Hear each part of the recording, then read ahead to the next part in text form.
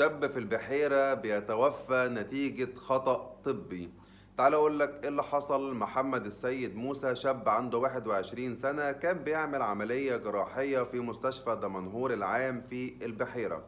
أسرة الشاب ده اتهموا الفريق الطبي إن هم تسببوا في ثقب في الرئة والقصبة الهوائية لمحمد، وبيطالبوا طبعا بحقه.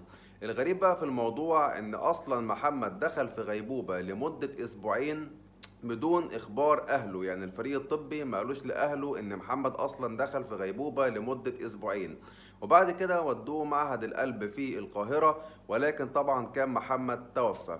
ربنا يرحمه إن شاء الله ويغفر له ويجعل مثواه الجنة يا رب، ويصبر أهله ما زالوا بيطالبوا بحقه، وطبعا حق محمد لازم يرجع، ولازم المسؤولين والفريق الطبي يتحاسبوا حساب عسير. انتوا بقى قولوا لي في كومنتات وجهة نظركم ايه في الاطباء اللي معدومين الضمير دول.